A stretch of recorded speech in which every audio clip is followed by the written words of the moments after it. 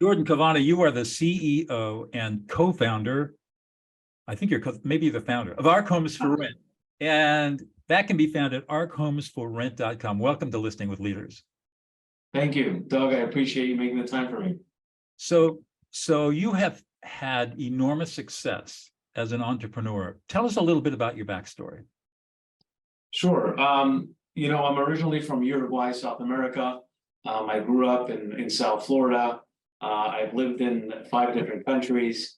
I speak a few languages. But my story is, the story of a Jewish family that survived the Holocaust and immigrated to South America after the Holocaust. And of course, I was born in Uruguay, where my maternal and paternal grandparents were. But, my story as an entrepreneur really started, I think, at a very young age. I always had a knack for creating cash flow. And at a young age, I was selling things that everyone could buy for $1. I was selling them at $5 because I figured out how to sell people on the access to those things. Flea markets, selling things at flea markets, setting up entrepreneurs to sell for me at flea markets. And, one thing led to another. I'm going to kind of skip a couple of the early entrepreneurial things and just tell our audience here how I got into real estate. My first business out of college, I decided to move to China because I had this childhood dream of creating high-tech toys that I never found in stores. I wanted to create them. And so I became friendly with a guy, that I met in business school, whose family was in the Chinese manufacturing business. And he said, well, why don't you come to China? So I hooked up with the MIT Media Lab in Massachusetts, and I started creating, high-tech toys.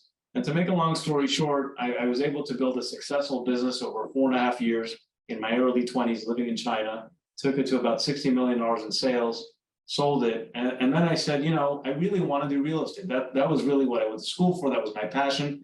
And actually, my initial dream was as a hospitality management student was to create magical experiences for people, because I love giving much more than I love taking, number one. And number two, I like making people happy with creativity, and I'm a pretty creative person. And so my first foray into real estate was in multifamily, and it's a great asset class, but I didn't feel like I could be innovative or unique. And so I did it for a few years until I landed on single family housing. And while it's not a hospitality experience, or at least I thought it wasn't, I just saw so much opportunity. I saw this asset class that was full of mom and pop investors, but I saw an asset class that at the same time didn't have processes, technology, innovation. And so I said, well, how cool would it be if I can figure out how to really systematize, the buying and owning and managing of these assets, but more importantly, how about if I create a hospitality business around single family rental homes? And if you think about that for a second, we're serving the entry-level renters. And we do, just to fast forward, we do 2 things very differently than I think most people that are in our space. Number one, we buy and own and manage only newly built single family homes. And I'll come back to why that's so important in a second. And the second thing that we do very differently is we really try to put the customer first. And in fact, we do through our preventative health and wellness program, meaning you rent a home with us and we are really building an authentic relationship, not a transactional one with you. Because when you move in, we say, hey, what are some of the health challenges that you have? Is it mental health? Is it sleep? Is it movement? Is it genetics? What are you struggling with? And by the way, if you can't figure out how to deal with these things through the traditional medical system or through insurance, we actually have some solutions for you. We figured out how to bring things that were marketed to the 1%, top of the population, we're bringing it to the 99%. We're going to help you. And so this is all to say how I got here is because, yes, I've worked very hard. And as they say, the harder I work, the luckier I get. But I think a lot of it has to do with I'm a really authentic person. And I say it as I see it. I say it as I feel it. And I don't care if that gets me in trouble from time to time. I'd rather lead an authentic life and not a transactional one. that's a lot to take in. So basically what ARK Homes for Rent does is buy new homes built by contractors or developers in subdivisions and then rents them out so that your renters are actually getting a brand new home to move into. Our renters are always getting a brand new home. I just want to edit slightly what you said. Yes, we buy and rent newly built homes and or townhomes, but we do it in two formats. We either do purpose-built communities. You could think of it as horizontal multifamily, with all the amenities that you would expect, or we buy what's called scattered site single-family rental. So it may be 5 homes here and 10 homes there, but they are always within a kind of a 3 to 5 mile radius. And when your customers come in to rent a home, what's the typical length of the lease? So our standard lease is 12 months in most markets. Some markets is 24 months. The reality is that most of our renters, because of our preventative health and wellness program, are choosing to stay with us 24 months plus. And so I'm just curious, when a renter leaves, and hopefully on good terms, do you re-rent the home or do you sell it and buy another new home? Oh, it's a great question. We re-rent the homes. We like to own our homes for about 5 years because it's at that kind of moment in time where some of the warranty issues start to burn off, and so we want to keep a refreshed portfolio. But yeah, we typically will get 2 or 3 rent cycles out of a home. Oh, I see. Okay, so that makes sense.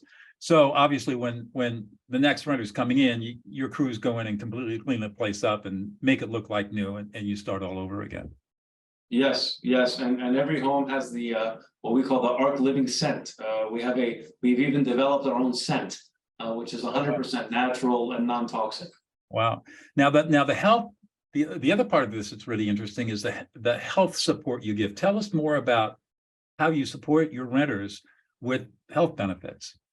Yeah, so this really started as just a personal interest of mine. I've always been frustrated with the medical system in the United States. While I think it has a lot of good, I think it marginalizes a lot of people unintentionally, of course. And so, I said, why is it that preventative health is something that is marketed and reserved for the 1%? That shouldn't be that way. We should be able to give people the tools, the training, and the products and services so that they can lead a preventative health-oriented lifestyle.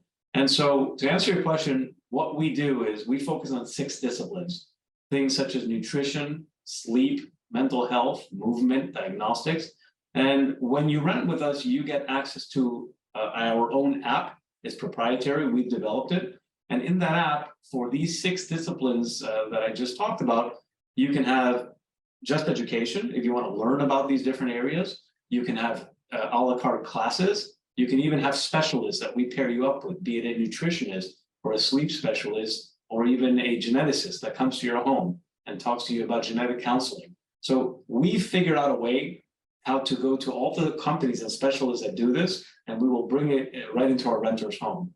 That is an extremely important relationship and bridge that we build, because effectively, if you think about it, what we're doing is we're saying like, hey, look, it's great that you love our new home and we only want to give you the best new rental homes. But what we really want to do is put the power of your health and longevity to your own hands. And if we can become that steward with you in the process, we think that we're going to have a long-term relationship with you, and we love that. How is that service paid for? So it depends on the location. In some cases, it's a good portion of those services are included in the rent, and others are a la carte. The customer will pay for them directly. In other cases, either because of municipal laws or whatever, it is all a la carte. They pay for the service as they need it. I got it. And I'm really curious about how your customers like this approach that you're taking. Yeah, I think it's, our mentality is we're first and foremost, we're in the real estate business. So we have to make sure we deliver a great real estate product and an excellent leasing experience. And we do. As for the health and wellness, it's been a long process. We are still, I would say, very much in the beta stage of launching this widely, because we've taken the last 2 years to educate our renter base insofar as what are we doing, why are we doing it, and why does it mean something to you? So far, I think that based on different surveys that we've done, they appreciate it, they get it. We're not yet at a point where I could say, hey, 70% of my customer base is paying X amount because they really see the value. But we're getting there. It's a slow build, and we're fine with that. Got it.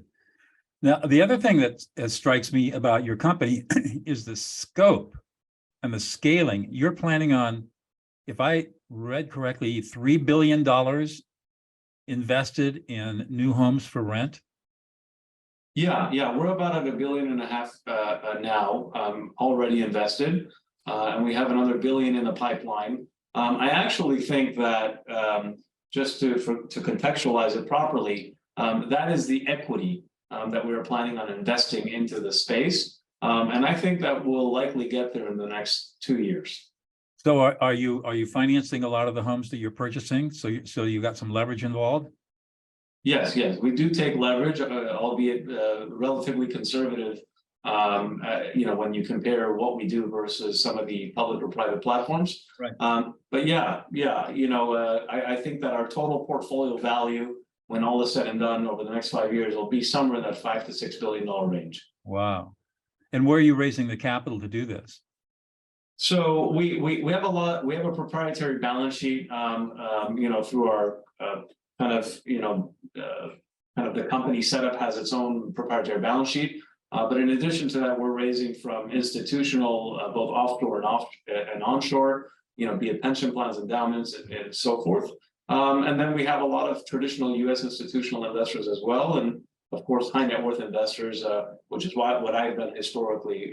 We have a lot of those investing with us as well. Interesting. So, Jordan, what is it that gets you really excited to get up in the morning? Yeah, so it's three things, and I'm very clear on that because it's almost like a mantra for me at this point. So first and foremost, it's the creativity. If I can have a day where I'm creating something, I'm tinkering, I'm breaking or fixing, that is absolutely a huge driver for me. So that's one. Two, I love my team, and it motivates me to speak to them, to help them, to partner with them on a daily basis. And of course, to make them happy and make them successful. And then the third is health and love. I never thought, 15 years ago that I would be saying these words, but it's become so pivotal to my own growth and my own happiness to focus on a daily basis on health, meaning my own health, my family's health, the health of my team, and now my residents. But also love. I believe that so many of the issues that we see in the world today is there's so much hate and there's so much polarization all around us. And if people would just kind of give others the benefit of the doubt and say, hey, maybe you're coming at this from a place of love, it works. And so I focus on that daily. I love that. My only spin on that is listening, which we'll get to in just a moment. So what is it? You've got all this vast experience over in many, many different arenas and dimensions. What is it that you think what is it that's unique about you that you bring to the table in this enterprise with ARK? I think I've been blessed with the ability to be a little bit ahead of the curve at all different stages in my life. And I think that the unique driver that we have as a company, what I like to tell investors is, look, there's a lot of people buying homes. There's a lot of people that can scale, and there's those that are much larger than us. We are entrepreneurial at heart, number one. We care greatly about details and about what we do. And also, when you're investing with us or you're a partner with us, you better believe it that we are voraciously reading and researching and digesting what's happening in the world around us to make sure that we're staying one step ahead. I can just one simple example. Now it's very common to hear about built-to-rent deals, which are these purpose-built single-family communities. Well, when I did the first deal with the country's largest public company at the time, the largest home builder at the time, nobody had done one of these deals. I went to this public home builder and I said, hey, your divisions are building all these homes and selling it to retail customers. Fantastic. You do a great job of that. Why wouldn't it be an idea for you to get the same margin that you're getting with all these retail sales, but not have to go through the sales process and sell to these hundreds of retail customers, I'll buy them all. And we'll build a purpose-built community. They said, great idea. So, you know, that was something very unique at the time. And from that one deal, the whole industry blossomed. And I'm very proud of that. I could care less that there's 1 million people doing it. God bless. You know, it's a big space. Right. That's really interesting. And I can see why a developer or contractor would find that very appealing. They got one Absolutely. who's going to buy 5,000 homes, and and all the hassle and stress is taken away. That's right. Present value the capitals and move on. Wow, amazing. So let's talk about listening a little bit. You know, that's part of my big thing as a lawyer turned peacemaker. Tell me how important listening is in both in your daily and your business life and your personal life. So I regret not saying that when you asked me the question earlier, because it is such an important element of my mantra. You know, I have 4 kids. I'm blessed with 4 wonderful children and a wonderful wife. And I always say, why did God give us 1 mouth and 2 ears? So it's all about listening for me. I am absolutely, I think, a 10 out of 10 on the listening scale. I learn the most when I listen, not when I speak. What do you think gets in the way of good listening? Sorry, say it again. What gets in the way of it? What do you think gets in the way? Not many people are good listeners. What do you think gets in the way of that? I think 2 things. I think ego and impatience. I think when you're in a conversation and you're more interested in what you're going to say versus what the other person is saying, that's ego to me. And impatience. I think that people are so focused in this day and age on instant gratification that it's like, I just want to do what I want to do. I don't want to just take the world in. And that's a really important skill. How do you overcome those? I agree with you on both counts, ego and impatience. How do you overcome that? I learn every day. I make mistakes and I just learn every day. As simple as that. I can tell you that I'm an information seeker, and I am constantly questioning my own decisions and my own judgment. And what I like to do when I finish an important conversation, whether it's personal or business, at the end of it, I usually end the conversation by saying, do you feel like I listened to you, or was I talking too much? And the more people that tell me I'm listening, then I know I'm doing a good job. That's right. You know, one of the things in my work that I learn is never more than 2 periods before a question mark. There you go. I like that. Follow always 2 periods, then a question mark. And that's right. And if you do that properly and reflect properly, because reflection is a really important part of it, then usually you'll turn into a good listener over time. I like that. So where do you see yourself going in the next 10 years? Great question. You know, look, as much as I'm excited about building or continuing to build a multi-billion-dollar business, you can only have 1 breakfast a day, and so I'm not doing it, you know, to add more cash or more zeros. It's really not what drives me.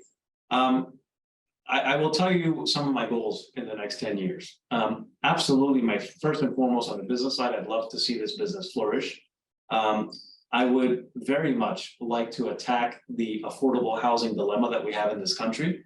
I think that even if it's through a non-for-profit lens, I would love to leave this earth saying, you know, it's great that we put new homes over people's heads, new roofs over people's heads. Even more importantly is, how do you break down those barriers of affordability? It's a huge issue. So that's one important goal of mine. Another important goal is, because I'm a lifelong learner, I want to go back to school and I want to learn all kinds of things. And I want to find the time to do that. You know, I love architecture. I love health and wellness. I think one of the bigger issues that we have on planet Earth is our food system. And I'd love to figure out how to tackle elements of that as well, and teach people how to have access to real food, not processed food. Right. You know, another big issue. And then a third is a big goal of mine is I want to spend a lot of time with my kids, and I want to enjoy, you know, the time that I have with them before they grow up. Good for you. I love the lifelong learning part. I'm actually I'm 72 years old, and I'm actually thinking about going back to school and getting my EDD, doctorate in education. That's amazing. In a beautiful goal. In a new program that I think is going to be offered at one of the California State Universities. I'm thinking about it. I'm like you. If I'm not learning, I'm dying. So. Well, listen, don't think about it too long because education may change. So you got to do it. Yeah, well, they don't have the program accredited yet. So I don't think it'll be starting until maybe 2024, maybe 2025. So they're just now in the process of putting the program together. And I've been mentoring a young man who's actually in their master's degree program, and he told me about it. And I said, well, Jason, maybe we should do this together. And Oh, that's wonderful. He got quite excited about it. Just by way of example, he's a guy who spent 19 years in prison. And I met him in prison and trained him to be a peacemaker in the Prison of Peace project that I co-founded. And now he's out and working on his second master's degree and is just flourishing in terms of what he's doing with his life. So I have a question, if I may. On your Prison Peace project, is faith or religion an element of the program? No. However, my co-founder and colleague and dear friend is Jewish, and I like to say that I'm a follower of Jesus. I'm not a Christian. And the reason that I say that is because I see too many Christian sects unable to follow the actual teachings of Jesus. So I follow his teachings as closely as I can. Our program is purely secular. People come they self-select into the project, people who are serving long-term sentences in maximum security prisons, and we take them over a year and train them in over 200 skills so that by the time we certify them, they are powerful mediators and peacemakers and stop prison violence. And the stories are unbelievable about what they've been able to do. So in brief, that's what we do. And occasionally we get people that come in and they hear of Prison of Peace and they think it's some evangelical thing. And we say, no. This is all about real peacemaking. And so that's my hat off to you for such a wonderful initiative. It's so important. Oh, thank you. One more question. What's the one thing about you, Jordan, that we wouldn't know about unless you revealed it to us?